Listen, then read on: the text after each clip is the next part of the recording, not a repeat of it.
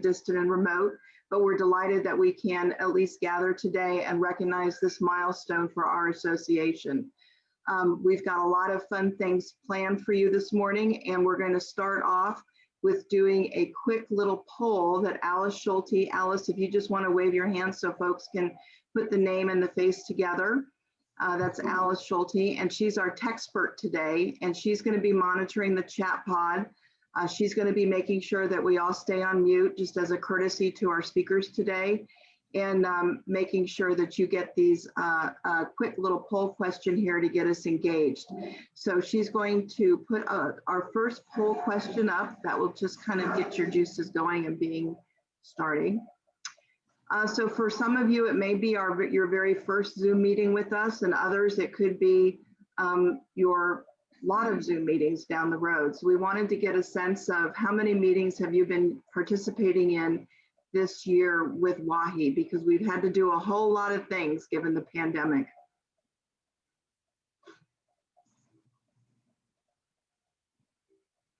We have about 20 seconds left for answering the poll question. All you have to do is click on your answer, and then Alice is going to bring up the answers and you can see where we are.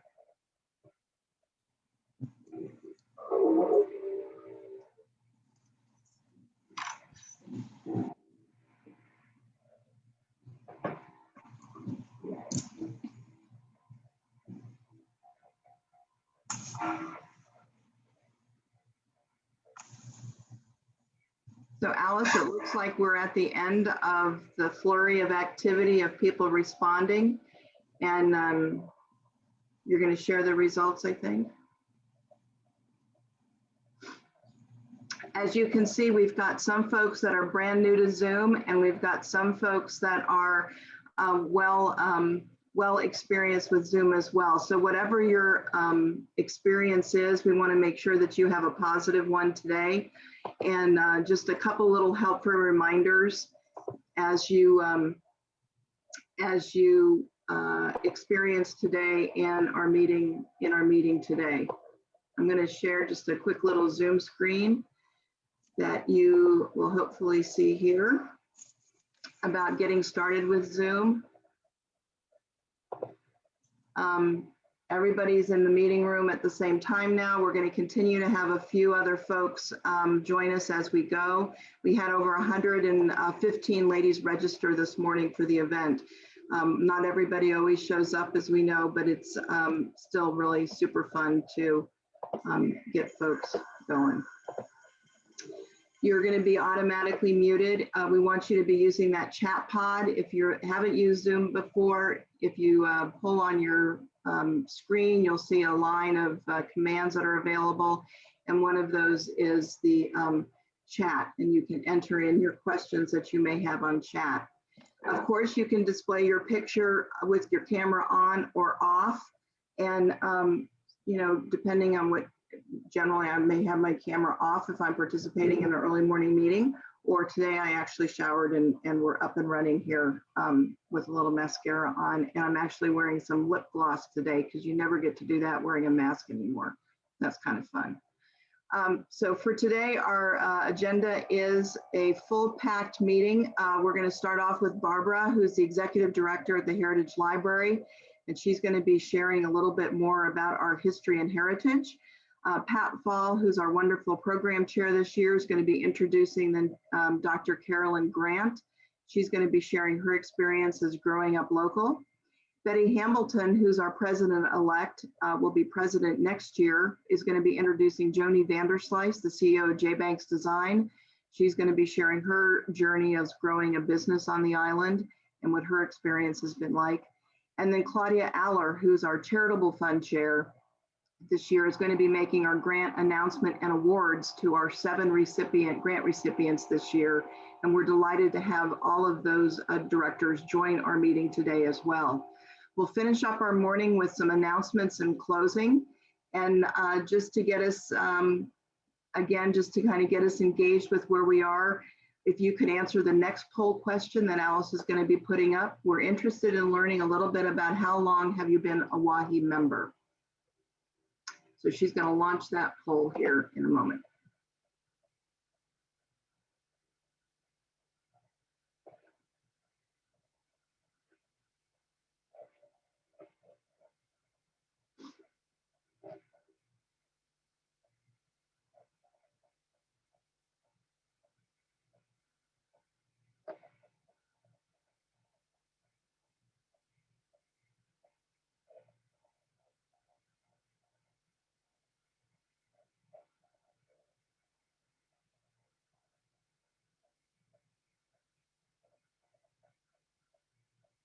So we have almost 80% of our meeting participants today responding to the poll right now. Alice is going to share the results of the poll, and I think it's so awesome that we've got members that have both joined this year and then well-tenured members of over 7 years with their experience joining today. So we're delighted at whatever, however long you've been tenured with our organization, that you're able to participate in today and learn a little bit about our background, our heritage, and our impact as we go. You may have been reading in the local media some of the stories that we've had on our 60th anniversary. We've gotten outstanding coverage in Hilton Head and Bluffton Sun publications, CH2, Pink Magazine, and we're so appreciative of the efforts of Robin Zimmerman and Jane Kendall with all that they have done with our publicity this year. We're excited that we were able to share the story of our association and actually reach out to potentially some new members to come and join us in that process. Before I introduce Barbara, I wanted just to share a couple other little pieces here of information. One is today is also an important day because, as you know, a lot about WAHHI is a lot about our community service and support. And the board and council, along with the difference makers, are doing and really thought we needed to do something on the topic of food insecurity in the island. And so today from 11 to 3, we have our second helpings food drive at Whole Foods at Hilton Head. You don't have to shop at Whole Foods to bring your groceries. Shop wherever you normally shop, but please stop by today from 11 to 3 and donate some food. We've got the food needs listed on the website. They do not need any personal hygiene or sanitation products, but they do need canned goods, and they're always welcome to have financial contributions as well to help them fill in the gaps of what they need. But today, 11 to 3, second helpings food drive, and we're so appreciative of the difference makers that are making a difference today and helping out this. So we're going to say see you later. We're not going to say goodbye. We'll say see you later for today. And today, also this morning, you got your pink ribbon delivered to your email box. And in that pink ribbon, it had a couple important things that you needed to take a look at. One is our herstory, which is the history of WAHHI as part of the history of Hilton Head Island. And I really wanted to give a shout out to Marie Danforth, our historian this year, as well as our great partners with Barbara at the Heritage Library. And this year, the Heritage Library has been a big partner to us because in the past, there was always a series of scrapbooks in our WAHHI storage unit. And you know, they were in plastic totes, they were exposed to humidity and heat and those type of things. And they had all of our press clippings and photos throughout 60 years of our association's history. So we really thought with our board and council this year that we needed to do something to better preserve and protect that history. And the Heritage Library jumped in with both feet and all their volunteers to help us. And so we've now digitized our scrapbooks, we've digitized our membership covers, we've got all of our photos that are now protected. And when you think about the volume of information that is in our storage unit that's previously been in these plastic totes, and it now looks like this, that's pretty remarkable to think about what the digital images are able to be done. And you'll see some of those images in this History of WAHHI booklet. If we were meeting together, we would have distributed this booklet in hard copy format to all of our members, but we're not. So you got it digitally, and you can either click and read it online on your iPad, or you can choose to download it and print it. And so you have an option there as to how you want to consume your information, but it does give you the history and some neat little nuggets about our journey as an association together as women and what we have done always in the community. And so I just really appreciate Marie as well as Barbara and the entire Heritage Library group for helping us with this partnership. I would like to introduce now Barbara Catanacci. She's our first speaker today for our program and is the Executive Director of the Heritage Library. Barbara really began her career in fundraising as a freshman year in college, if you count endless bake sales and lemonade stands that actually began in second grade. She worked with an on-campus group at University of Connecticut that supported Special Olympics, and she never looked back. She has spent most of her career working with with and for nonprofit and membership groups, developing and executing funding and long-range plans. In 2003, she joined the Beaufort County School District and helped develop and fund one of the first laptop computer programs for middle school students. One thing led to another. She changed gears, went to work in the for-profit technology world, and she found a great opportunity to work for leading video conferencing manufacturer in a grants management role, helping public sector customers build out distance learning, emergency response, and telehealth programs. In 2018, she decided that she was not quite ready for retirement and returned to the nonprofit world, working with the Heritage Library as the executive director. In this new position, she works with the board of directors to grow the mission, preserve historic sites owned by the library, expand community outreach and education, and making learning about local and family history fun and meaningful. And that's really what we're hoping that you will get out of today's program on our 60th anniversary. The best part of her current job is working with a team of volunteers that are some of the best around, and Barbara gets to learn from them each and every day. So we're delighted to welcome Barbara and her story about WAHHI and our community. I'm going to stop sharing my presentation, and I'm going to open up another presentation, which is Barbara's.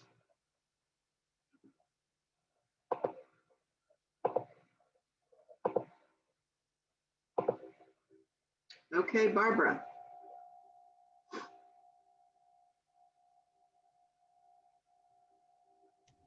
Got it. Okay, sorry. Good morning. Thank you very much for inviting us to be here and inviting us to be part of the celebration and preparing for this celebration. I can't even begin to tell you how much fun we had looking through scrapbooks, putting together booklets, creating the timeline and things like that. We learned a lot, and we learned a lot about all of you, and it was a great time. For 60 years, all of you, past and present, have contributed greatly to this community, and your contributions have made Hilton Head Island stronger. Years ago, then Congressman Arthur Ravenel was introducing me to a number of his staff, and he commented, "Look around my office. There are always women in key positions, because if you need to get the job done, you will need women working on that job." Look out today at everyone on this call. There are lots of things that need to be done in this community and in every community. And we are lucky enough to have this group, this team of women leading the way to get things done in our community. Not only do you get things done, you have fun doing it. Congratulations on reaching this milestone, and let's look back on how you got from there to here. Only good things can happen when you and your friends are enjoying tea on a porch. And that's exactly what happened in 1960. 7 friends met, and during their discussion, decided that because Coligny Circle was the center of the Hilton Head universe at the time, it could use some sprucing up. They came up with a plan, shared it with their friends, and in 1961, the Hilton Head Island Garden Club was formed, and the project at Coligny was started. The original goals of this group have not changed in 60 years.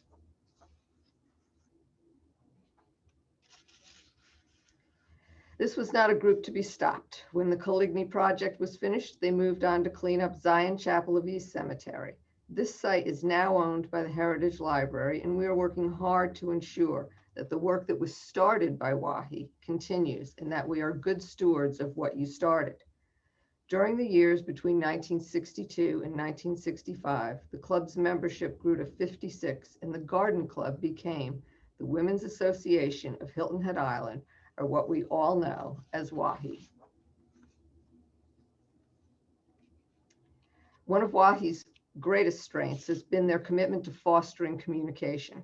And although the organization focuses on communication among women, you saw a need for communication beyond the bulletin board that was posted on the old Bank of Beaufort building. And in 1965, the first WAHHI newsletter was published. By 1967, the Island Bulletin was distributed weekly and mailed to subscribers for $3.50 a year. In 1970, the Island Packet came into being and replaced the WAHHI newsletter for local news. The information that the WAHHI newsletter had and that you shared and was so well received and relevant, WAHHI contributed as a regular column presenter in the packet for 20 years. WAHHI went beyond the printed page and entered the technology world in 2007. You now use a website, the pink paper, Wednesday e-blast, the pink ribbon, Facebook, Instagram, and more to make sure that your membership is informed.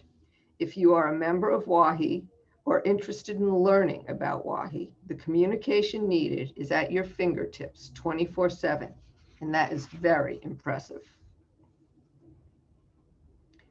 As you can see, membership in WAHHI is strong. Your growth from 1961 through to now has been incredible. When you did experience a drop in membership, it was because smaller organizations formed within communities throughout the island. Even with smaller groups spinning off, your membership has remained strong and diverse. You work hard to make sure that you provide what local women want and give everyone a chance to participate, no matter what their interests are. I am sure you are proud of these numbers, and you are proud for good reason. Member interests grew from a focus on Coligny Circle to the more than 40 interest groups to choose from today. The arts, book clubs, community service, finances, food, games, gardening, sports, technology, theater and movies, tours, travel, and women's interests. Many of your original interests are still represented in what you provide today, but you have expanded to meet the demand and the diversity of the interests of your membership. If it is interesting, WAHHI has a group for it. Not only did smaller women's groups spin off from WAHHI, but your interest groups grew to the point that new organizations were created with specific focus. Next slide, Tamara. I think we missed a slide in there. That's okay. Just hang on 1 second. We'll get to that one. Not only did smaller women's groups spin off from WAHHI, but your interest groups grew to the point that new organizations were created with a specific focus that provided another opportunity for involvement. The Herb Society and Hilton Head Genealogical Society both grew out of WAHHI interest groups. And each of these groups and others have continued to grow and provide services throughout the community. WAHHI should be proud that their organizational children have grown up to be strong and contributing community members. They are a reflection of your success. WAHHI does not shy away from rolling up their sleeves and getting a job done. If you need support for an event, WAHHI is always willing to come out and get involved. No job is too large or too small. If you feel that you are making a difference, you are all in, and I thank you for that. You have supported a number of events for the Heritage Library, and we know that we can call on you, and you will be there. I hope you know how much all the time, work, and effort means to so many organizations and the people they serve. WAHHI has contributed to the war on hunger, voter registration drives, access to childcare, and more. In 2020, in the midst of a pandemic, you contributed more than 600 volunteer hours, and that is something to celebrate.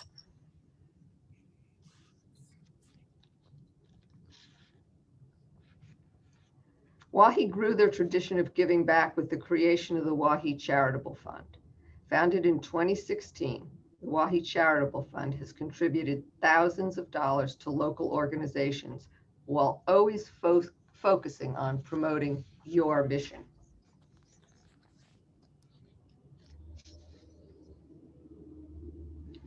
WAHHI recognizes that our local youth also need our support, and you have been providing monetary awards for outstanding community service and have done so since 1980.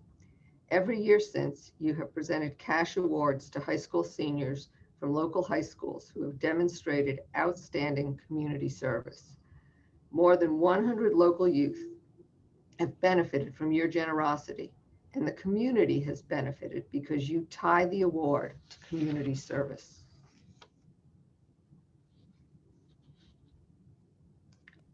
WAHHI has also provided special gifts that you have that have added to the quality of life that we all experience locally.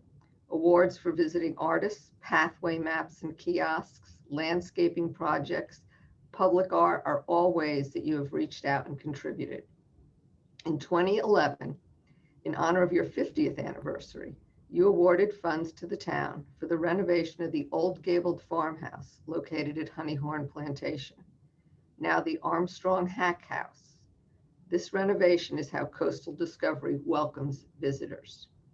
These special gifts are important because they touch all of us and will continue to do so in the future. This presentation only scratched the surface of all that WAHHI does, but we hope that we have touched on some of the high points. 60 years of service to women by women is truly something to celebrate. But as we discussed, it doesn't stop with WAHHI. You continuously have reached into our community and tirelessly worked at helping us all grow and succeed. Thank you for all that you have done and continue to do. Thank you for letting me share this special celebration with you. You have set a shining example for 60 years. Congratulations. Thank you, Barbara. That was wonderful. And thank you for all the work you've done to help us get our history put together this year. My name is Pat Fall, and I'm the current program chair for WAHHI this year. And I, along with Tamara, I want to welcome everyone who's joined us today. I have the great pleasure of introducing our next speaker, Carolyn Grant.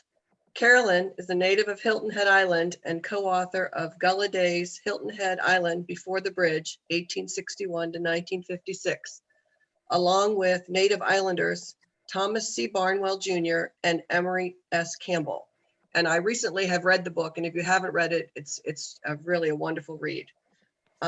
Carolyn grew up working in her family's restaurant, which is now closed, the business called Abe's Native Shrimp House, which preserved Gullah culture and history through preparation of Gullah cuisine. Professionally, Carolyn has worked in journalism and public relations and marketing. She is currently the communications director for the town of Hilton Head. Please join me in welcoming Carolyn.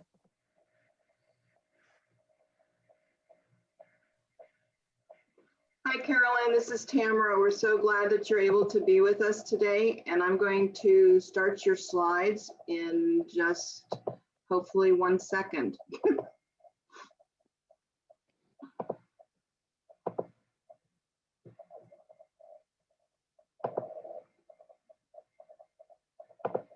Or not. Give me a second.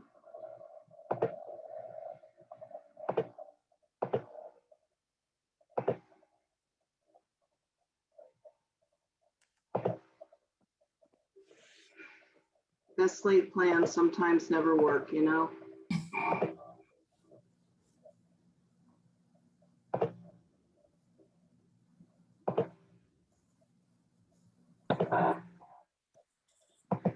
Here we go.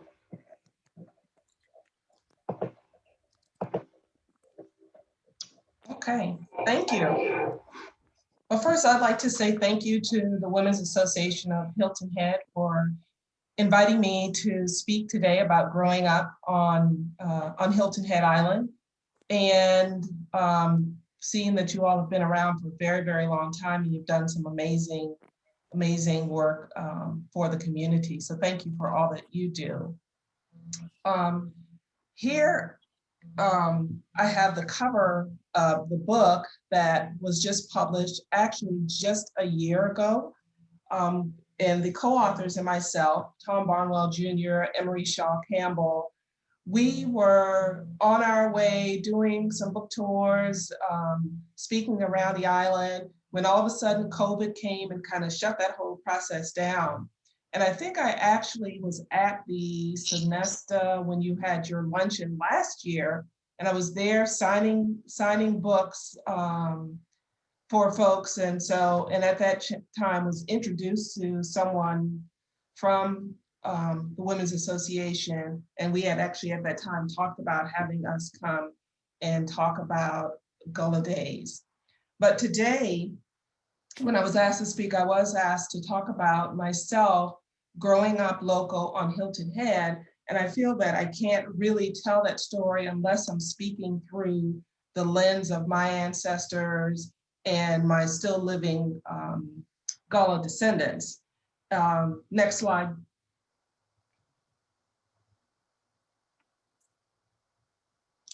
One of the things that I'm often asked, or people often ask me, is, where are you from? And I always say I'm from Hilton Head. And I actually had this conversation just yesterday. I was having lunch and met someone who had just moved here, and we were just talking about how much Hilton Head Island has changed. And so there she asked, well, where are you from? Where were you born? And I said, I'm from Hilton Head originally. And she's, never has met anybody from Hilton Head.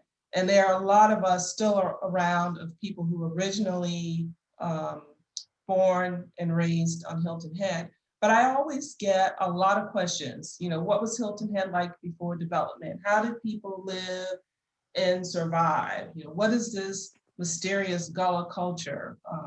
Do Gullah people own land? Where did people go to school? How did people contribute to the island? And I bet you've seen a lot of changes over the years, and I probably get that one the most. Next slide. So I'm going to talk through pictures and use these images to kind of tell a little bit about my story, because like I said, I can't tell my story without reaching back to my ancestors. This photo is a photo of my great uncle. His name was William Kellerson, and he is actually standing next to 278. And you're probably wondering where in the world in 278, how did 278 even ever look like this? But if some of you are familiar with where Singleton Beach Road is, this is just a few hundred yards south of Singleton Beach as you're headed toward the south end of the island. So a lot of folks on Hilton Head at that time were farmers. Farming was a big industry. Shrimping was a big industry. You lived off of the land. You lived off of the sea. I always tell people that Hilton Head flourished with entrepreneurs because everybody did things to survive, and they had to grow crops to sell. They went crabbing, they went shrimping, they went fishing, they made sailboats. They did what they had to do to survive. And Mr. Kellerson actually raised my father. He married my great aunt, and the two of them raised my father, Abraham Grant. So right behind my uncle, you see a little building. That little building is one of the community stores that was founded by my father. And at the time, he was probably 15, 16 years old when he expressed interest in owning a store. There are lots of islanders who own stores, own little store. And my father created this particular store, and he was too young to get a business license. So my aunt got a business license for him and helped him to have his very first business. Both of my aunt and uncle there were both descendants of Mitchellville. And I know you all have heard the story. I've heard a lot of talk about Mitchellville, but both of them came through Mitchellville. And my aunt was also one of the island's basket weavers. So she made sweetgrass baskets and actually sold them by the roadside. And we actually still have maybe 4 or 5 baskets that she originally made back in the 1950s. Next slide. This is a photo of my family. I'm the little girl that's in the photo, and with my mother and father and brother. And like I mentioned, entrepreneur ran strong in our family. So after my father built his original store, by the time he had left the island and come back, he expanded his operations and actually moved it to the opposite side of the street. So again, this building is probably less than a mile from where Kroger's is. And that's where we originally lived. But my father was born on the island before there was a bridge. My mother actually came here from St. Stephen's, by way of St. Stephen's. She was born there. And St. Stephen's is just on the outside of Charleston. So both of them have very strong Gullah roots, because if you know Gullah history, or you know the history of slavery in the United States, a lot of African Americans came to the United States through Charleston, South Carolina. And so that whole Gullah corridor encompasses Charleston, Hilton Head, all of the coastal islands in our state. So my mother actually met my father through her brother, who came to Hilton Head to work at the original Hilton Head Inn. And I'm sure some of you see the store Harold's that's right next to Singleton Beach Road. That little shop was actually originally owned by my uncle, whose name was Harold. And he actually worked for my parents. So our story encompasses a lot about food. While many families farmed, my father was not one who took a liking to farming. He didn't take a liking to shrimping, but he did take a liking to business. When he had left the island, he worked at a restaurant in Miami, and he came back with the idea of one day owning a restaurant that would focus on Gullah foods. And that's what we ultimately had after he had his store. He expanded it to include a restaurant. Then he also expanded it to include a motel. So I tell people very early on, by the time I was 12, maybe, I think I probably had like 3 different jobs. I was a maid because we were responsible, my siblings and I, cleaning all the motel rooms.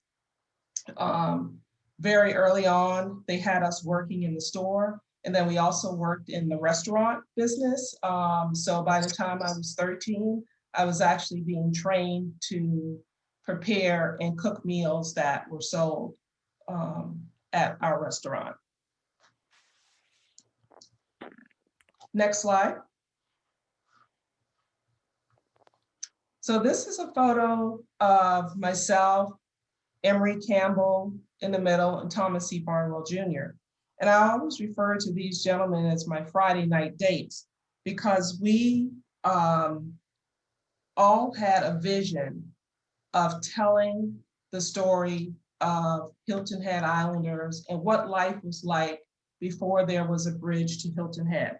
Next slide.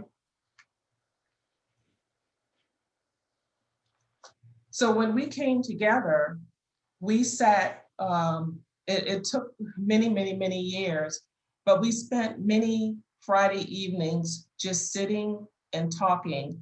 And I actually learned a lot from these 2 gentlemen, because they, like my father, were born on Hilton Head before there was a bridge. So they actually lived through that whole experience of surviving on Hilton Head when there was no electricity, going to school in 1-room classroom buildings that were situated in each neighborhood. They had the experience of going to churches that were established in each neighborhoods, in praise houses. Praise houses existed and were used intermittently when the church buildings were actually closed. So they had the experience of growing their own crops, learning to fish and shrimp and crab and do all the things necessary to survive on Hilton Head when there was no bridge. So we spent years actually interviewing older members of the community. There were other efforts that took place also where older members of the community were interviewed, and we actually documented their life story and all of the experiences that they had or that they recalled or could recall, about Mitchellville, about civil rights. And of course, one of my favorite stories is about Booker T. Washington's visit to Hilton Head. His visit was actually to come here and introduce to islanders a new way of farming, a new way of making their land work for them. And he actually came and he made a visit to Honeyhorn Plantation at the time, but he did not spend the night there. The workers, I was told, had planned this big, huge meal to welcome him to Hilton Head, and he just stayed for a very, very short time. And people also thought that he was coming to the island to help establish a college. That was the talk, that he was going to come to establish a college, much like he had done for Tuskegee Institute. However, that was not the case. So in our book, after gathering all of this information from all of our experiences, we ended up with a book, 370 pages, 22 chapters that cover everything from the Port Royal experiment, for emancipation, what that was like for newly freed folks, the whole Mitchellville era, what their life was like, the whole Reconstruction era, again, and civil rights, and again, the arrival of the bridge. Then we also have a dedicated section on Gullah culture where we cover everything from language, folk beliefs, family, daily life, transportation, religion, you name it. I also, I tell people that by the time I was born, of course, there was a bridge to the island, but I was right on the cusp of change where there was still a lot of Gullah ways that existed. By the time I started school, there were no more one-room schoolhouses on the island. In 1954, the county built a consolidated school that was attended mostly by African-American families. And a year after I started school, integration started. So in my second grade class, I think that's when we started to see Black and white students attending the same school. And it was a difficult period of time for some of the older children for what they had to experience in terms of race relations at that time, and as well as for the teachers as well. I also was privileged to attend churches around the island, which was a Gullah tradition. You just didn't attend one church. Every church, every Sunday, you were at someone else's church. And we shared choirs, we shared Sunday schools, we shared everything. We shared ministers. That was just simply our way of life. I recall sitting at my grandmother's feet, although I'm not a basket weaver, but I do recall watching her weave baskets, and she showed my sisters and I, how to gather material, how to wrap it with the palm strips, and how to start making baskets. And unfortunately, at that time, she had been elderly and she got ill, so it wasn't something that we continued to keep up. And the island pretty much was a very, very quiet place. Not a lot of families were here at that time. A lot of people became a part of the Great Migration at that time. And as permitted, they left the island and went to seek work in New York or Boston, just other big cities. Some people joined the military and took the opportunity to travel across the world. And as they went, I was told, and even from my father, people couldn't understand a lot of times how they spoke. They did have a sort of an accent, because if you understand the Gullah language was a mix of African language merged with some Creole and merged also with English. And so kind of created that whole Gullah fluency. When I went away to school and I would bring my roommates home with me, my parents would be speaking so fast, they could not understand anything that they said. And they would just be like, laughing and saying, what in the world did your mom say? What in the world did your dad say? But because we grew up and we really understood the fluency of how fast and quickly Gullah people spoke, we could pretty much interpret that, what they said for our visitors. Next slide. I don't know how many of you, some of you, or if you still have members who were here back in the late 70s, you would remember this particular bridge. This was the very first bridge that was built connecting Hilton Head to the mainland. It's the James F. Burns Bridge. And this picture was actually taken by a Native Islander, Vernie Singleton, and it's probably, other than what you could get from the South Carolina Department of Transportation, one of the few pictures of the original bridge that was built to connect the island to the mainland. Once the bridge was built, that pretty much opened up the world for islanders. It opened up the world for developers to come in and start really changing the landscape of Hilton Head as we know it.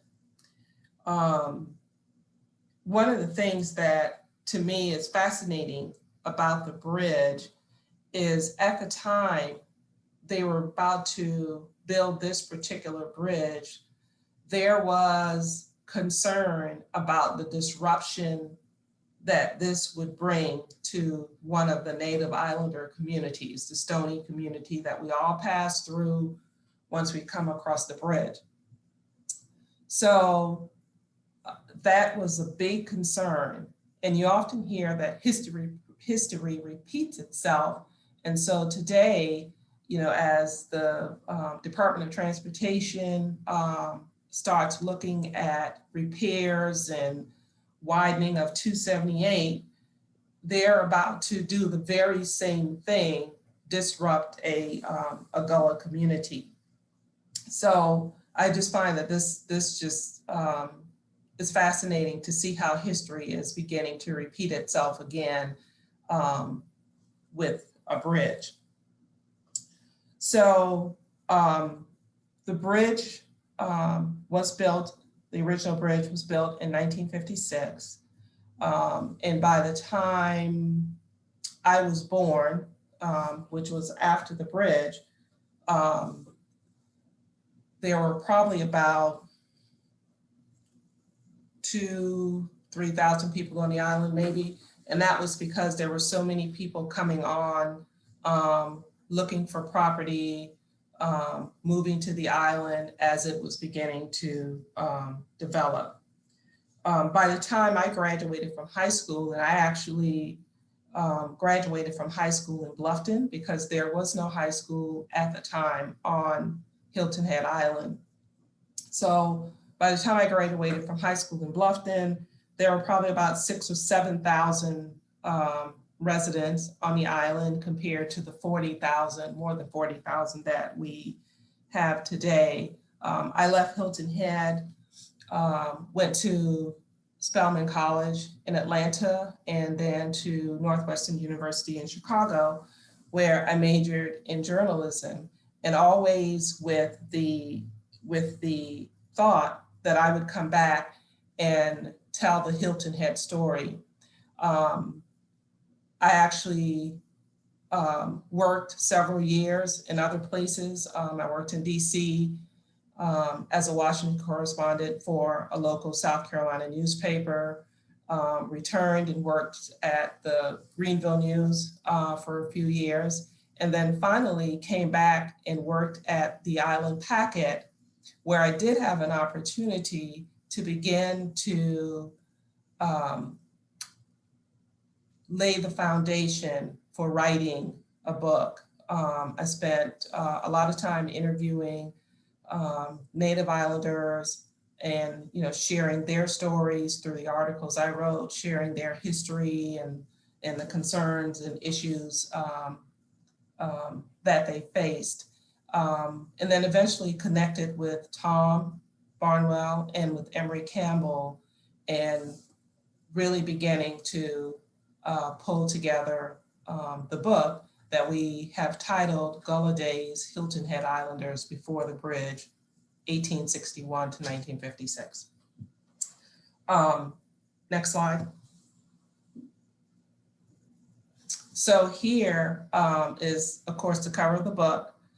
One of the stories that we like to share is talking about the photo on the book. Back in the 50s and 60s, as people were starting to come to Hilton Head, we had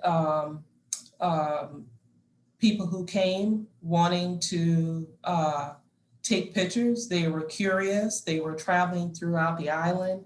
And Gullah people at the time kind of shied away from taking a lot of pictures. So you won't find a lot of pictures around, but the picture that I showed earlier of my great uncle by the roadside farming was probably in this category of people who had pictures taken.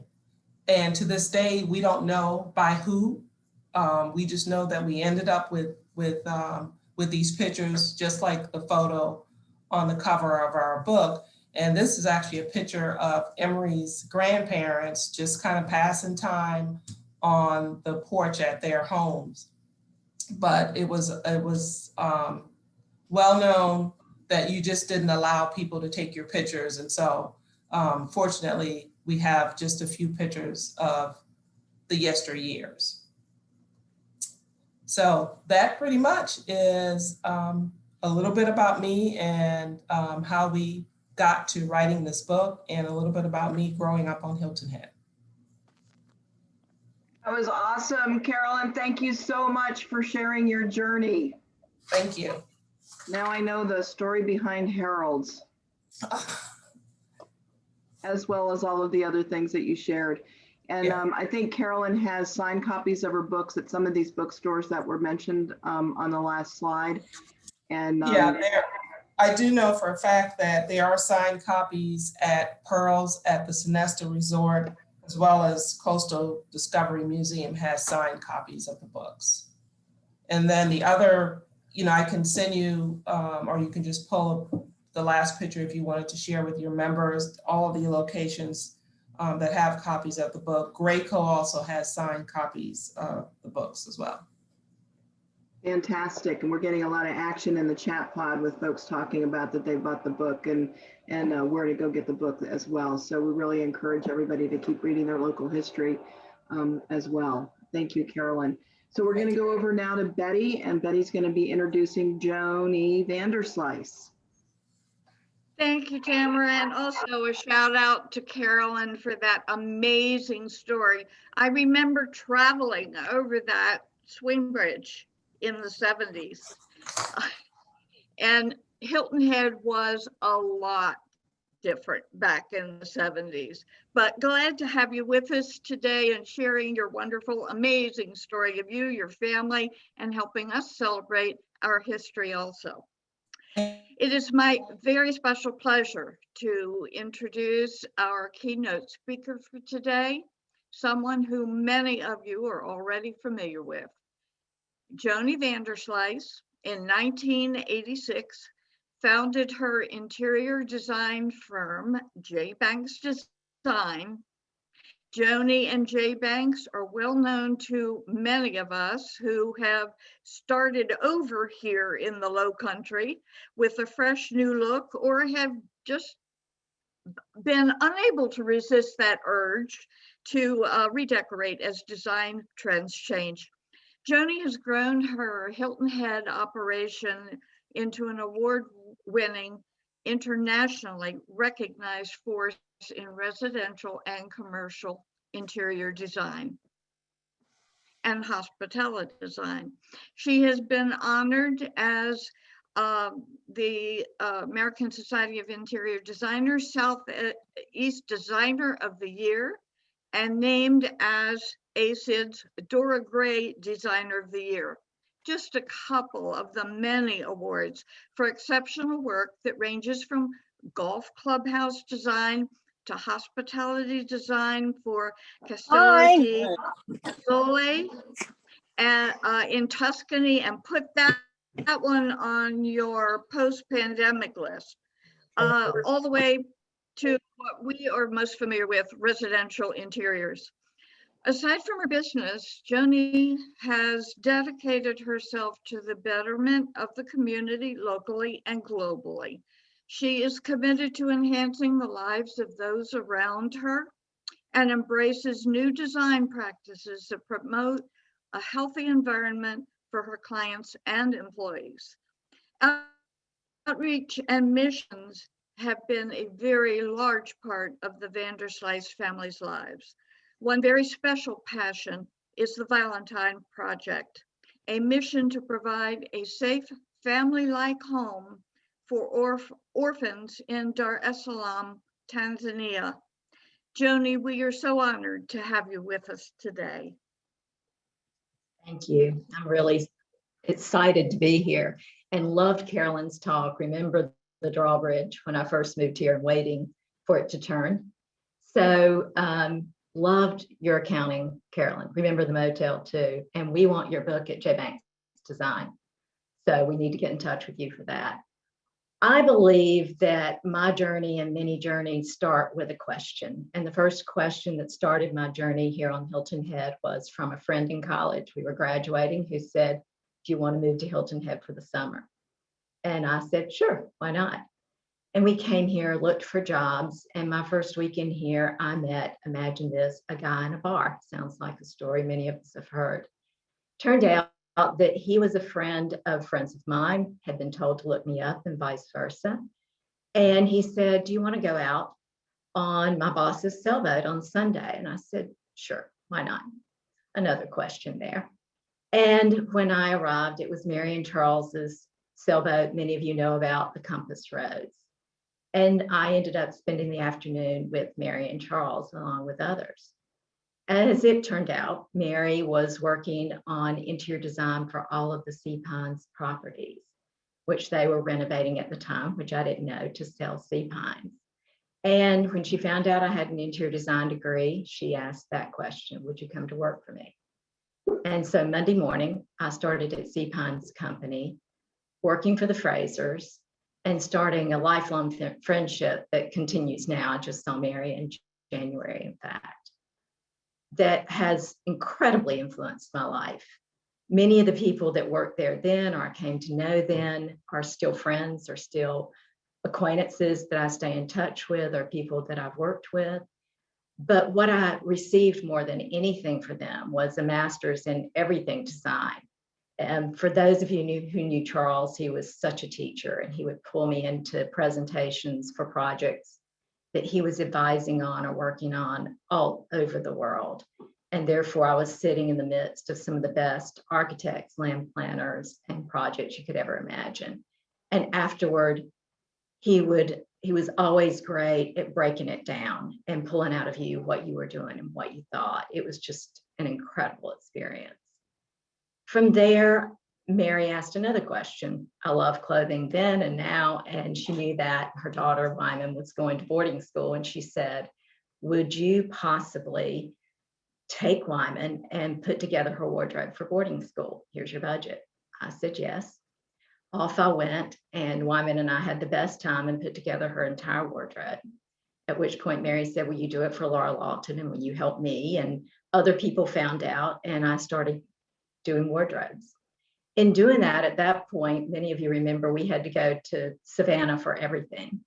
And Fine's department store was the place. And Jake Fine, the owner, got to know me through those excursions that I would pull out clothing to bring back to people, and said one day, could we talk? And asked that question, would you come to work for me as a buyer?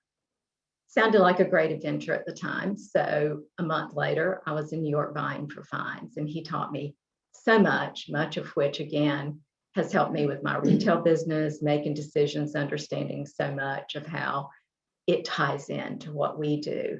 It was an incredible experience.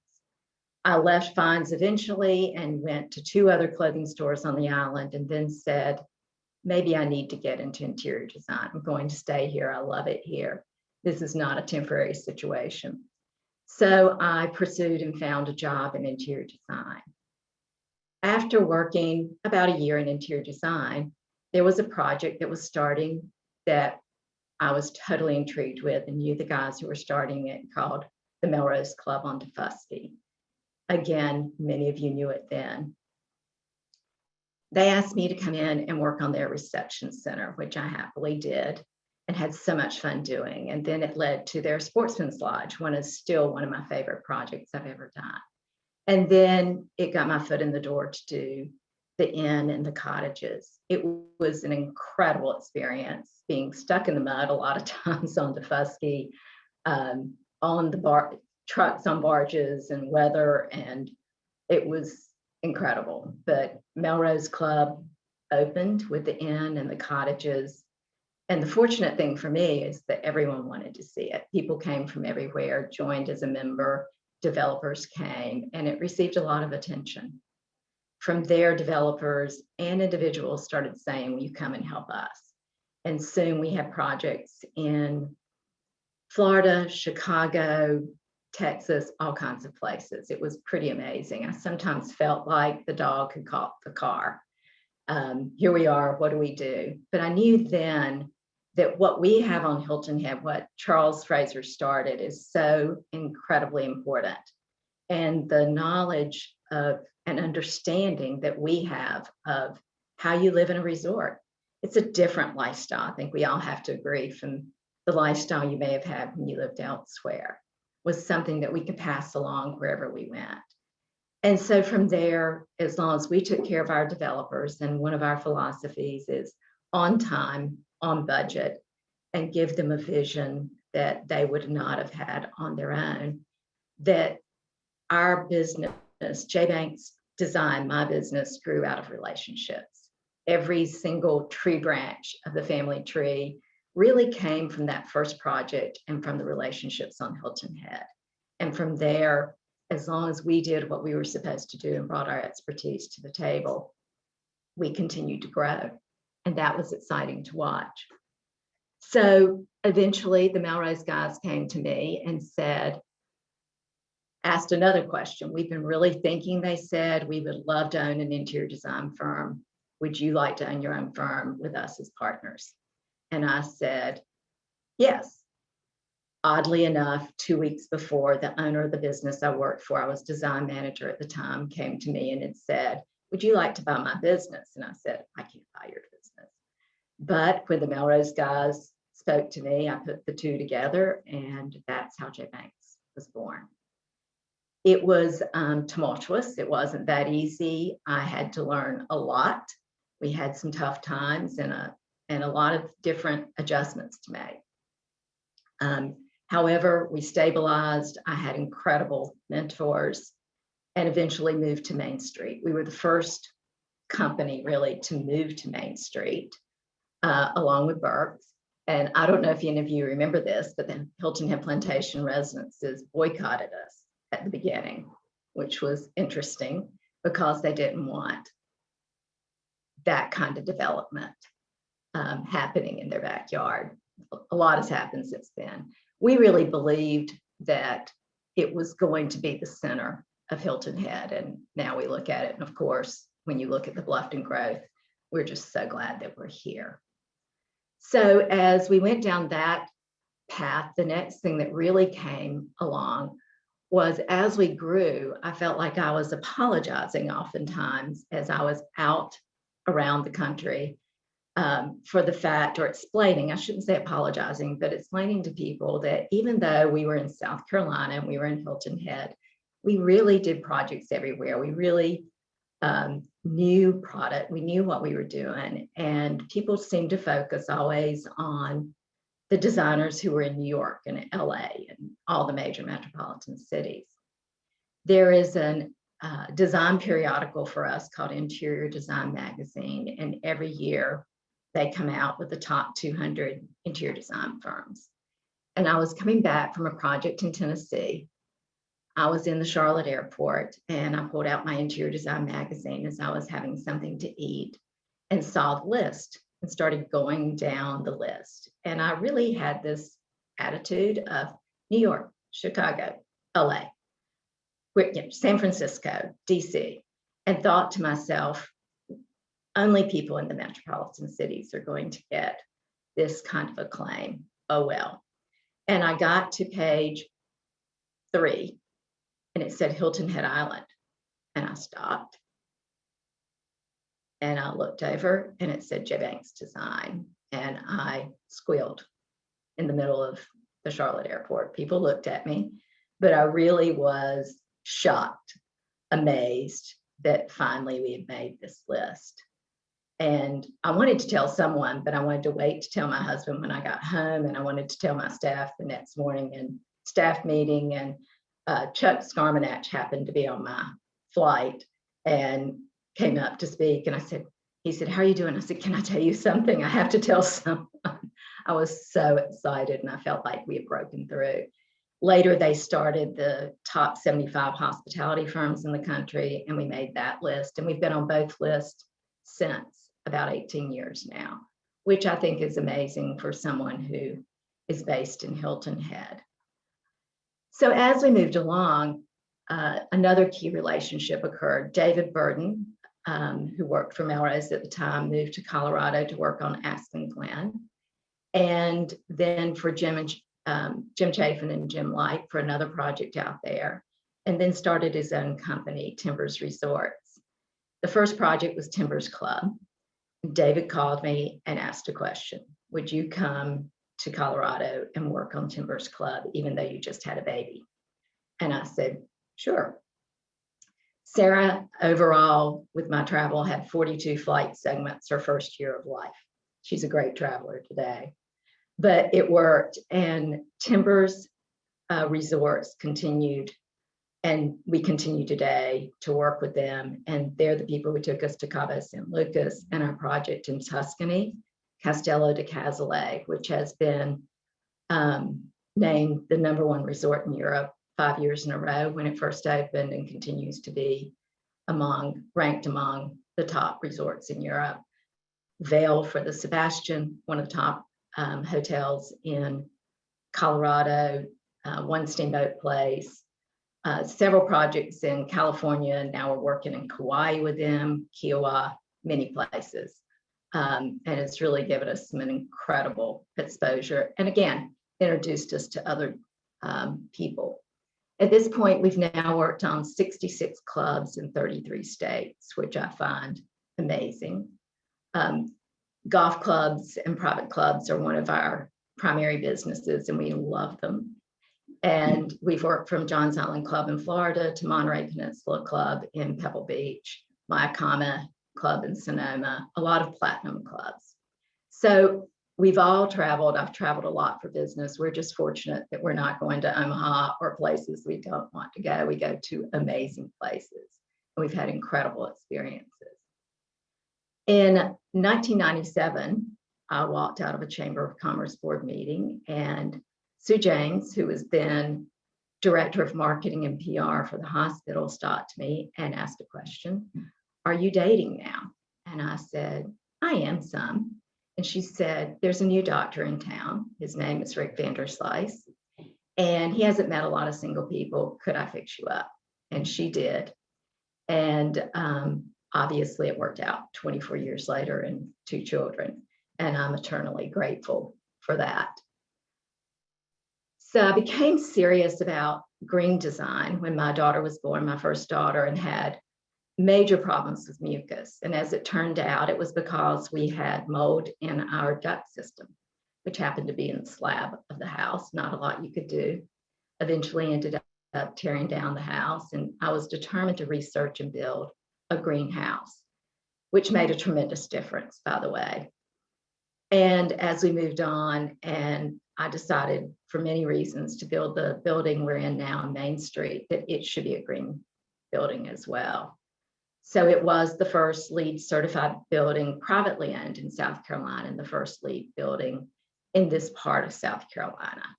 And it served us well. We instantly, within the first year, could see a significant change in sick days and just in employees, how they felt. So I'm still very serious about green design, and we try to incorporate that into our projects when we can. However, we opened in June of 2018, and as many of you can quickly ascertain, fall of 2018 is when the huge downturn occurred, and I was really concerned, like have we done the wrong thing? And as it came along and time passed, people didn't travel, as we all know, and they stayed here, and they came into the shop, and they found the shop, and they could take things home. And we ended up with retail relationships and client relationships and ambassadors that carry us today in many areas. I still struggled, however, with that question, who are we? We do so many different things, and how do we explain who we are? And finally engaged a person that I really admired in our industry to talk about it. How do we talk about our brand? And as we're talking about it, he looked at me and he said, Joni, he worked at the time and still does with some of the best designers in the United States and probably in the world. And he said, you're doing what they want to do. When I speak to them and say, how is business? What are you doing? They may tell me, oh, business is great. I just had a great new project. But the first thing they'll tell me is if they get a project in Vail or Cabo or somewhere exciting, a resort, because they get to go there and really work within that vernacular. And he said, you're doing what everyone else wants to do. Own it. Say that you are a resort-based business. You understand it better than anyone else because we live it and breathe it, and step into that space and own it. And it was a moment of truth for me. And we started talking about home as resort and resort as home, because what we all really want is to walk into our homes and feel like we're in our own personal resorts. And I think that's become true more than ever during this pandemic, how important our homes are to us. And the same thing with our resorts. We want our resorts to feel like an extension of someone's home.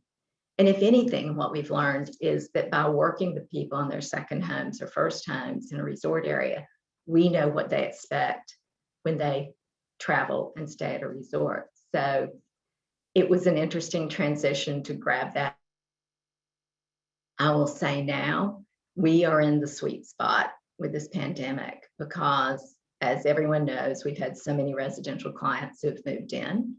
And then our golf clubs are expanding and upgrading because they're so busy. And everyone is still traveling to resorts and they're quite busy. So both hospitality and residential, we're the busiest we've ever been. My real love for design is getting into the minds of the clients and the developers, determining what they're looking for, and really truly giving them a look that is theirs or a different look for their locale, and yet better than maybe they would have imagined it. We really take seriously the trust that people give us in their projects or their homes and really want them to reflect that person. It's really unique in our industry because of a lot of designers have one look, and we really strive to not have one look, but we would like for our clients and others to walk into various J. Banks houses and not say, this is J. Banks because it's a certain color or look, but because it's well done and reflects that owner. And that's something that we've stayed with. Another incredible experience for me professionally is when we won a Gold Key Award, which is the top award you can get in our industry for hospitality, for our work at Castello di Casale in Tuscany, and then a following Gold Key nomination for our work at Moreland Village here at Palmetto Bluff. From there, more relationships came as people recognized that. We've also won a number of Golf Inc. awards for our club renovations and clubs that we've done, and that brought recognition as well. Another path we've gone down started with a relationship with a vendor that I really enjoyed. And he came to my office one day after we talked about designs that I was seeing in Italy or at Maison in France that we just couldn't get here, and different scale, because we find, of course, in our homes, you have taller ceilings and open space, and we wanted taller back chairs or sofas. Think smaller chairs for guest rooms, and everything seemed to be scaled the same. And he asked me if I would do a J. Banks collection for their company, Stanford Furniture. That was 12 years ago, and we started in the licensing business. And from there, we've grown into having J. Banks collections for Cravat Fabric, Gabby Home, E.J. Victor, New Ravenna, Mosaic Tiles, Paragon Art, Holland and Sherry Rugs, and Nearman Weeks. And I love collaborating with their designers and really producing product that we couldn't find otherwise, and that really fit many of the resort projects that we work on. The other thing I really love is mentoring our employees and watching them grow, sewing into them, the community, and further. I've been blessed to be on many boards and organizations in this community, and agree with everyone who said it's amazing how people give back. Giving back is really part of our original mission statement, and we give our employees hours that they can work and give and volunteer on Hilton Head. It's really the crux of who we are and what I believe we really should be, and admire how all of you do that. As mentioned, my heart project is the Valentine Project, which my husband Rick started really from going to Tanzania with St. Luke's on some mission trips, falling in love with it, and starting a relationship with Archbishop Valentine Mokiwa. And Valentine Mokiwa encouraged me to come, kept asking me to come. And I said, I don't know why I would go. I faint with blood. I'm terrible at medical missions. I have 2 young daughters at home. I support my husband, and eventually Rick bribed me, truthfully, with a safari into going when the downturn came and no one was going. And that trip turned into 14 friends as well, and the Archbishop given us the opportunity to take land and start this orphanage and Valentine Project. And with the support of many, we started a private foundation and then a public charity, and we have 29 children in Dar es Salaam, Tanzania. The country of Dar es Salaam does not support orphan care at all. And the UN numbers will tell you that there are now 3 million orphans in Tanzania. They are purely supported by extended family who really can't take care of them well. Many live on the streets, and private money. So we love going there. We've loved watching the children grow and thrive. And we really have been overwhelmed by the support of others, especially with my husband Rick's passing this past year. We're really excited about going back as soon as we can. We hope soon. We're really serious about our culture overall at J Banks. You heard me talk about giving back. We have 10 culture words. The first 5 are about relationships, which you know about, we've been talking about, and the second are about results, because at the end of the day, we do need to produce the work. And from these words, we guide J Banks, we review our employees, and our business has grown, really. And as relationships go, I'll tell you a quick story. I know Stan spoke last year, but Stan and I were involved in the beginning of building the Boys and Girls Club. And we were asked to go and visit a client of mine to ask for money. And Stan and I rode over there, and we're sitting in the car, and we're driving up, and he said, "Have you ever asked anyone for money like this?" And I said, "No." He said, "Me either." So we talked about it, and this was Mel and Catherine Batten, whom some of you may have known. He was chairman of the New York Stock Exchange prior to retirement. And he said, "How much do you think we should ask?" And I said, we both at the same time decided to speak, and both said 75,000. So we had tea. We asked them for $75,000, and they said yes. And we walked away and said, we didn't ask for enough. But at the end of the day, they obviously stepped forward with way more money, as the Boys and Girls Club, you may know, is now named the Batten Family Boys and Girls Club. Mr. Batten was one of my mentors. I adored working with him. And of course, he had incredible experiences meeting many people during his tenure as chairman of JCPenney and the New York Stock Exchange. And I asked him one day when we were having lunch, "What would you tell someone starting out?" And he said, "One thing, I would tell them to play the hand they're dealt. Don't look at others' hands. Don't wish you had the experience or anything else anyone had. Play the hand you're dealt." And that has stuck with me, and something that I've taught my children and has become a philosophy. Build the relationships you have and take care of the people that surround you, and they'll take care of you. That's really been an incredible philosophy. When I talk to women about growing their business, I tell them to trust their gut, grow the relationships they have, and to watch for life-changing questions, because they're often divine interventions. And I really believe that's what has happened in my life. I believe that prayer has really been the ultimate reason that J Banks Design has gone where it is. You know, Mary and Charles Fraser sowed into my life, both in faith and in design, and actually sowed into all of our lives with the covenants and the vision for Hilton Head. J Banks, we're now 42 employees, 41 are women. We're currently working in 14 states and over 250 projects. We've worked in 7 countries, Italy for over 14 years, and have worked in over 45 states overall. And we've just been blessed to work on projects that have been in the best of list of Condé Nast and Travel and Leisure. And it's amazing to me, by just growing the relationships and growing up with our employees, watching them grow, get married, have children. It's built a world for me that's amazing. It sustained us as a business and as a person. I receive a lot of recognition for J Banks Design, but it's really all the people who've worked here and all the developers and clients that have trusted us that have built the business. None of this would have happened, I don't believe, if I had not moved to Hilton Head, and I'm entirely grateful. And Hilton Head has certainly given me a better hand to play. Thank you.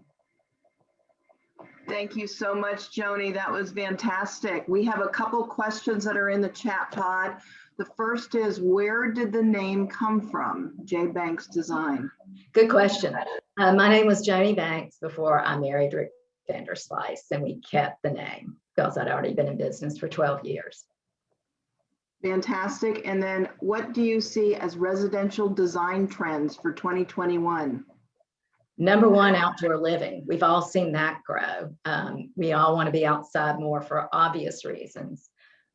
We all need our vitamin D3. So we're finding more products for that, more opportunities for that.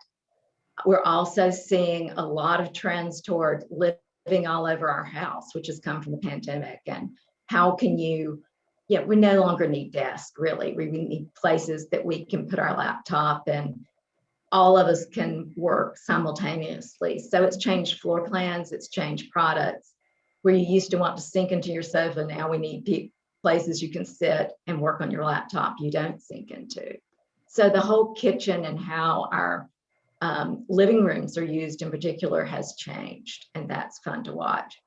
And then so many fabrics that are durable, and whether they're perennial or Sunbrella, you've heard all these names, or whether they just can manage our dogs, our kids, our grandchildren. We want them everywhere, and we want people to use our homes. Awesome. We have another question from Robin. Let me go find it right now, just a minute. How did you balance work and family? I always felt, and I still feel, that family's first. I think during the entire time that my youngest daughter played volleyball, 11 months a year, I would miss maybe one game and one tournament a year. And my clients understood. I think it's a decision. There are times that you feel torn. It's a fact. But overall, I feel like my children gained a lot by watching me work and knowing that I wanted to be with them when I wanted, that I enjoyed them as well. And they learned a lot from the women working with me as they traveled with us and came to the office. And it taught them that they also had to be self-reliant to some degree. Rick, even though he was a surgeon, stepped up in a major way, but we always had backup somewhere, knowing that someone could get sick or something could happen. But I feel like it gave my daughters great balance, and I see that playing out in their lives now. But it's tough.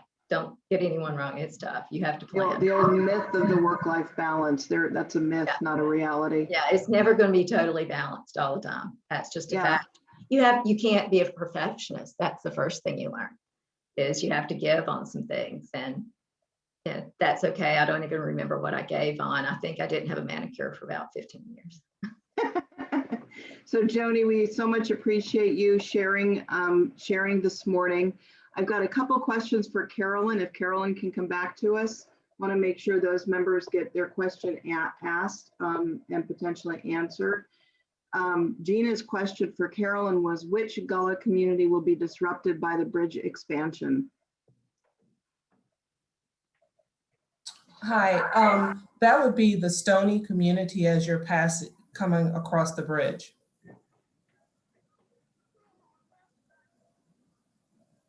Fantastic. And Nancy Fish, I think maybe had a question also.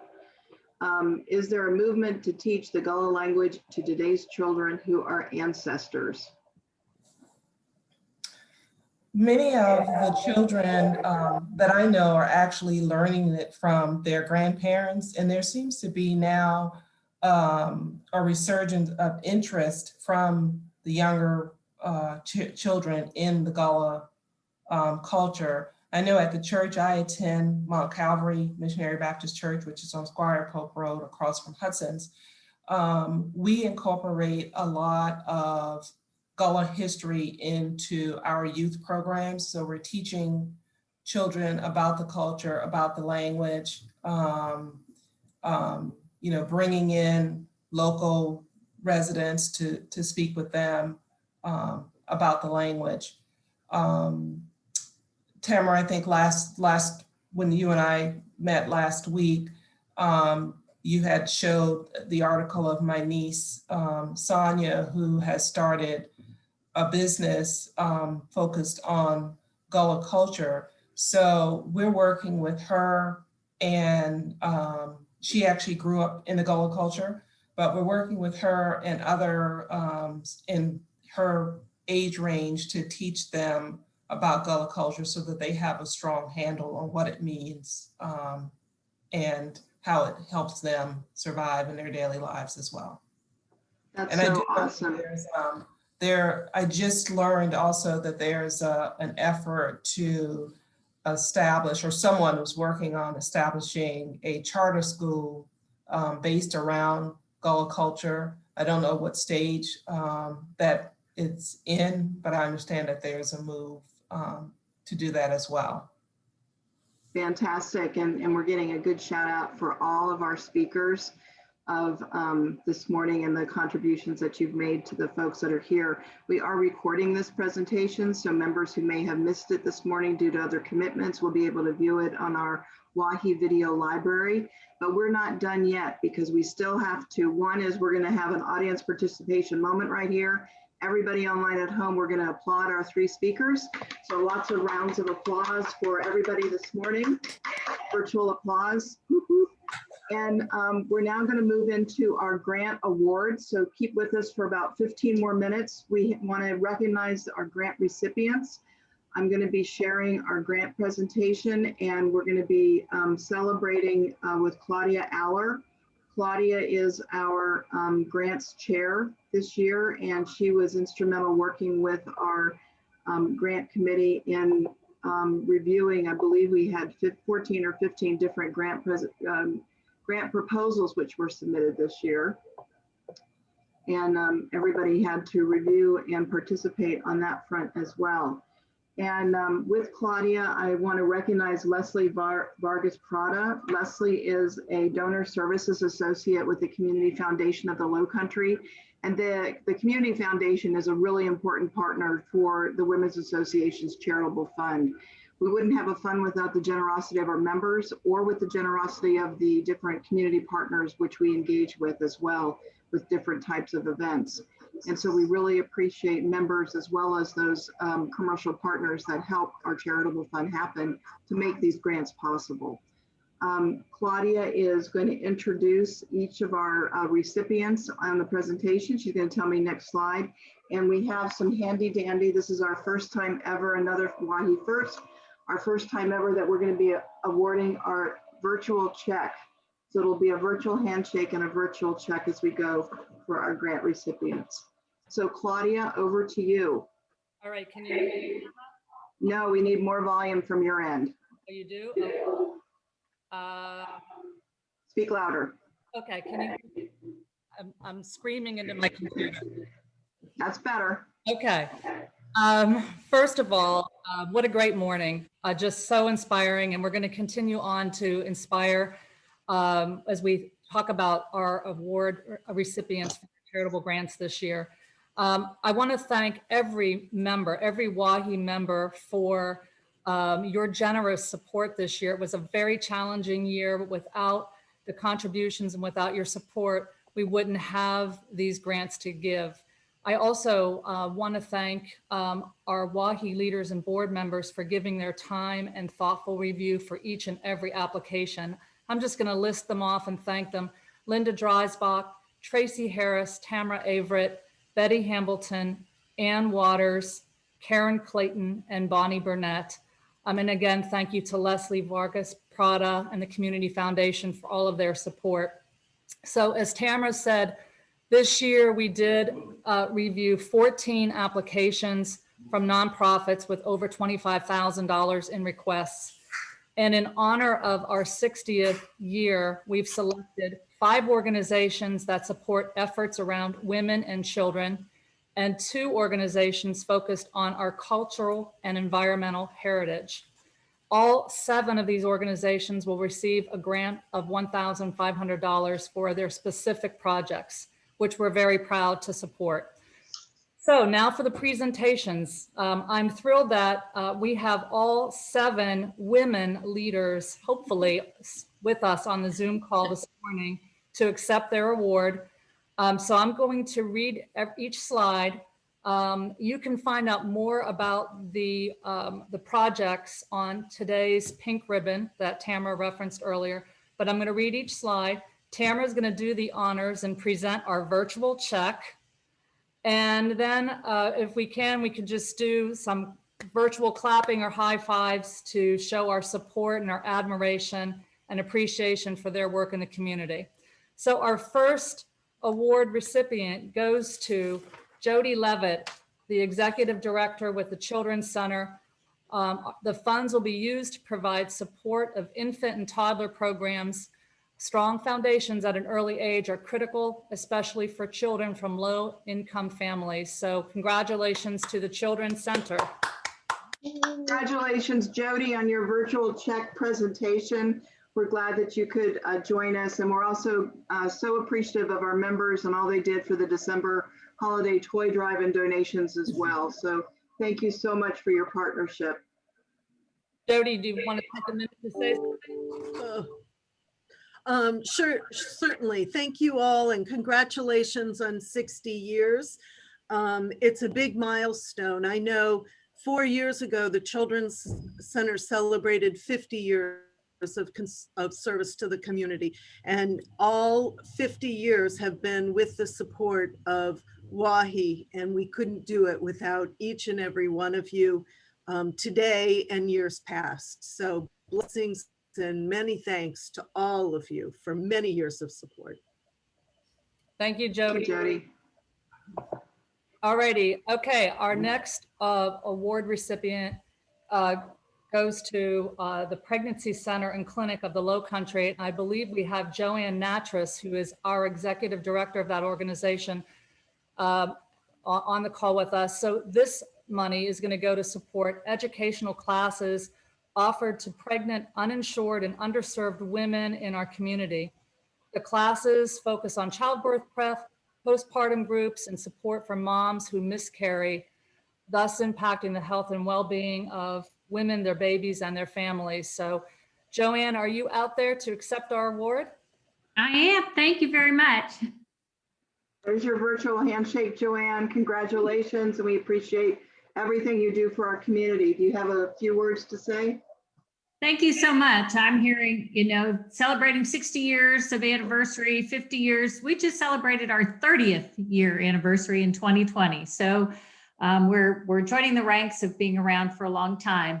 And I just want to thank you so very much for supporting us in the work that we do and the classes and support we do for women. We just recently had a childbirth prep class, and one of the moms wanted to know if she could come back for the next class as well, because she thought it was so helpful and beneficial. So we know we're meeting a very important and unmet need in the community, and I want to thank you for supporting us in that endeavor. Thank you. Thank you. Thank you, Joanne. Our next recipient is Ginger Allen, the Director of Development representing the Volunteers in Medicine Clinic in Hilton Head Island, with $1,500 to make 100 flu shots available in September and early October of 2021, which is an important timeline for reaching to our highest risk population, which is women and children, and helps prevent the hospitalization and even death from the flu. So we're so proud to be able to make this available for them. So Ginger, are you out there? There you are, Ginger. Yes, I am. Thank you, ladies, so very much. This is outstanding. Yes, shake, yeah, fist bump, but we're so grateful to y'all. And this is so important, as you all know, especially during the pandemic, to ensure that all of our patients, but especially this group of women and children and the minority population, receive their flu shots early. And y'all are making it possible, because we didn't receive the flu shots until later, which is typical. And we didn't have the funds to purchase them. So thank y'all so much. And Thanks, Ginger. Joni and Dr. Grant, y'all were fabulous. Thank you. Thank you so much. Next, we have the Sandalwood Community Pantry and Reverend Dr. Nanette Pearson with us this morning. This is a grant that $1,500 is going to provide 100 free Uber rides to low-income and single moms who don't have a car or cannot travel by foot or bike to pick up food and nourish their family at the Sandalwood Community Food Pantry. It's a new pilot program, and we're so glad to be able to help them test this out and fund this. So, Nanette, were you able to stay with us? Yes, I am. I am here, and it was so well worth me getting a lot of other volunteers to pick up my USDA, because All three were wonderful and splendid. I just wanted to congratulate your 60th anniversary. Today, February 17th, is Sandalwood Community Food Pantry's 12th anniversary, when I first fed 5 families at Sandalwood Terrace Apartments in room 121. I just want to say very quickly that the connections in this beloved community are incredible, and that's the beauty of it all. Terry, my dear friend, brought Stan's clothing to the pantry this week, and now my pantry people will be walking around with angels' clothes on their backs. But what you've done for me, the WAHHI women and members, I've become close and intimate with many of you. You gave me the largest food drive I've ever experienced in your luncheon in May of 2019. And you continue to think out the box like I do and support so many. So thank you, WAHHI members, for truly making a difference in the lives of so many of our neighbors in need. Thank you. Thank you very much. Thanks, Nanette. We appreciate you. All right, next we have Family Promise of Beaufort County. And we have Linda Halpern, who is the Executive Director and President of this organization. We will be giving $1,500 to pay for the registration and 2 weeks of childcare for 4 children in their shelter program as the parents go out and search for jobs, go on interviews, attend life skill classes, and ultimately go to work each day. So we're really thrilled to be a part of this project as well. Tamara, I hope Linda's out there. I sure am. That's a different Linda. Oh, there you are, Linda. Nope, I think that's a different Linda. But I am here. Well, I'll speak anyway until you find me a picture. This morning has been so wonderful. I have really enjoyed the presentations. I wish I could start every day being inspired like this, but I want to thank all of you wonderful ladies of WAHHI for your generous support of the homeless families in our shelter program. There I am. A child's future begins at home, and we support families so their futures are not defined by a lack of housing. And being able to afford to have these children enrolled in childcare is really a necessity to help their families, their parents move on and work to achieve a better future. So thank you all so very much. It is greatly appreciated. Thank you, Linda. We appreciate you. Thanks, Linda. Next, we have an award. I'm going to introduce Amber Kuhn. I hope you're there. She is the owner operator of her floating laboratory, Spartina Marine Educational Charters. She's a WAHHI speaker in our cultural and environmental series, and she manages the Sea Turtle Patrol. So these funds are going to be used to purchase 20 signs to mount on lifeguard boxes to remind beachgoers of our town ordinance in place to protect our sea turtles. So Amber, I see you there. I'm going to turn it over to Tamara to give you your check. Thank you. Virtual handshake and your check, Amber. Thank you. So if you can see me, I have a small version of a sign that might draw some recollection. You've probably seen something similar, but the signs that we'll put on the boxes are 2 feet by 4 feet of this. So the turtles didn't recognize COVID at all. They came, and so did a lot of people. The beach took a beating in 2020. So not only do we have to watch out for those turtles, but we have to educate all of the people that are in their vicinity constantly. So I appreciate so much your help in this effort to get those people on board with beach etiquette, and therefore helping our turtles do what they need to do to survive. Thank you for your continued support. It's amazing. Thank you. Thanks, Amber, and all that you do each and every day. Yeah, so we're looking forward to those signs, Amber. And finally, we have an award for the Heritage Library Foundation to Barbara Cantonacci, who spoke this morning with that beautiful, beautiful presentation. Barbara, our funds will be used towards the creation of a new video library, and the library will include a series of Our Stories video vignettes sharing the rich history of our community. So important and so beautiful. Thank you so much for the presentation this morning, and Tamara's got your check. There's your Thank virtual you. handshake.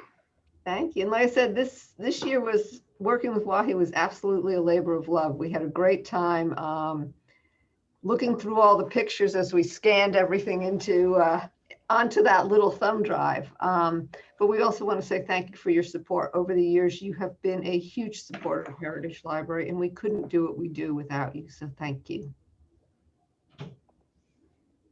So this is our class of 2021 Charitable Fund Grant recipients. I want to really appreciate and thank Claudia for all of her work in making the coordination happen with our charities, as well as with the Community Foundation of the Low Country with Leslie. And we really appreciate all of our directors being with us today to enjoy today's program. But of course, this isn't possible without our great membership support. And you can always continue to give and donate on the WAHHI website at wahhi.org and giving as the title. We are almost done. We have just a few final announcements in our program for today, and we appreciate everybody coming and your attention as well. We have, of course, hopefully everybody's going to be departing from here and heading over to Whole Foods with your food donation. We have a couple of events that are still coming up that you are hopefully registering for. We've talked a little bit about our birds and wildlife in the past. We're delighted to have Amber back in January talk about sea turtles. We're going to be talking with the Audubon and with a WAHHI member about birds and birding 101. And so it should be a pretty awesome presentation that's coming up, and you're available to register right now. We have a really busy March coming up. Again, this was something that the board and council, your board and council made the decision with the COVID winter predictions that we were going to go really to all Zoom up and through the March period.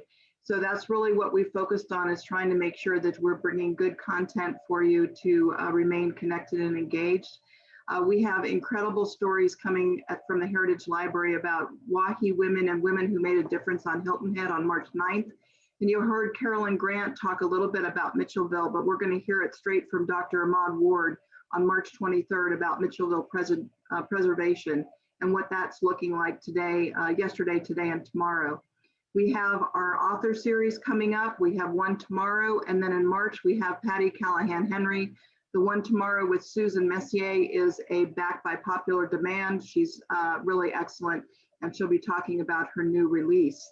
We do have a shop for the WAHHI Charitable Fund at Aiden Lane and Philip Shoes on March 11th. Come out and get something to wear, as well as a new pair of shoes. And both of those stores are donating 10% of proceeds back to our charitable fund. And on March 25th, we are doing an in-person Spring Fling dinner benefiting the Youth Community Service Awards. It's our 40th anniversary this year. It's going to be at Skull Creek Boathouse's Sunset Landing Pavilion. It's a beautiful venue right on Skull Creek, outdoor fireplace, open air, and we have it limited for 72 in-person or takeout also if you want to continue to support your fund. We have One Hot Mamas on March 2nd. If you know, March is Women's History Month. They're doing a special promotion at both their Hilton Head and Bluffton locations at One Hot Mamas all day order, and there is a WAHHI Fund contribution as well. And Surge Takeout Kitchen is doing that the entire month of March. If you purchase at Surge Takeout Kitchen, there's a give back to the WAHHI Charitable Fund as well. So we're using all of the possible creativity that we've got in order to make things happen for our community gift and our grants for next year as well. Our Spring Fling is Thursday, March 25th, 5:30. This is open for registration right now. 72 people in person, as well as to-go options. And we had a super fun time last fall doing this with our charitable fund beneficiary, and this time we're going to be doing it with the youth. We are also registration for our membership meeting and luncheon, Happy Spring, Thursday, April 8th at Coastal Discovery Museum from 10 to 2. And the picture up here on the right is a WAHHI style show from 1967, which is the first date that I can find where we did something like that. That show at that time was really focused on like furs, formals, and pantyhose. And we thought we really needed to update that idea with an athleisure style show to really celebrate the active lifestyle fashions that we live in today in our resort community that we heard Joni talk about. Because a lot of our members were walking, we're biking, we're golfing, pickleballing, tennis, paddling, whatever your sport is in your community, you're doing. And so we want to make sure that we're celebrating those active lifestyle fashions. And we are going to be celebrating some past recipients of our Youth Community Service Awards. We're going to be hearing from where are they now, and then we'll be celebrating our new recipients as well. Our athleisure style show partners are right in the local businesses that support our lifestyle. Outside Hilton Head, Players World of Sports, Palmetto Running, Hilton Head Bike, West Marine, T. Dalton Clothing, and Palmetto Dunes Oceanfront Resort are all going to be having their fashions, and we're delighted that we've got some awesome member models that are going to be celebrating with us as well. We are going to be doing a 60th anniversary gift raffle. The board will be meeting in March to make the determination as to where is our milestone gift going to be contributed this year. We have 3 really awesome options to pick from, and we look forward to making an announcement of that gift on the April 8th event. And we do have an awesome contribution of an e-bike from Hilton Head Bicycle that will be part of the raffle. It is time to volunteer for WAHHI now. We are 100% volunteer led and run, and we need your help to make things happen. So I hope that you would consider doing some of your community service next year, working alongside with Betty Hambleton and her board and council with all of the fun things and the meaningful things that make our association have a difference in our life and world. Right now, we are seeking communications chair, those people that like to do technology like this, or that like to do word processing, those type of things. Whatever your gift is or your skill, if you've got it, bring it, and we'll make sure that there's a role that you can plug into. Neighborhood ambassadors are really heart and soul of our organization, and making sure that you're connecting within your neighborhood and the larger organization. And we're always recruiting for neighborhood ambassadors if you want to be the helping hand and smiling face. So time to volunteer, think about what you want to do, and find different ways to get involved. And Susan Flynn is our Vice President for Hospitality. She's up there on the website.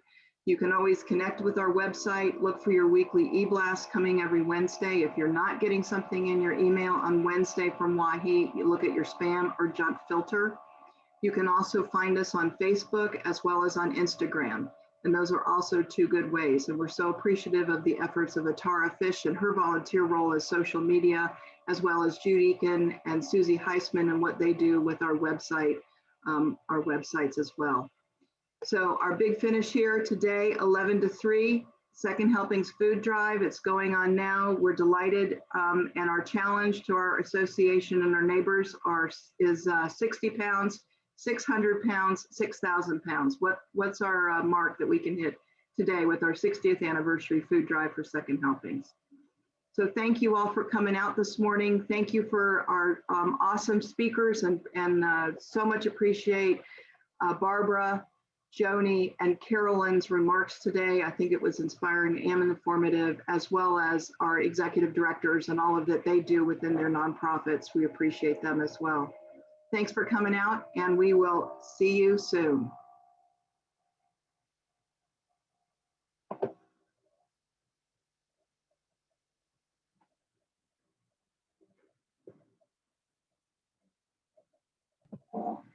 Thank you, everyone.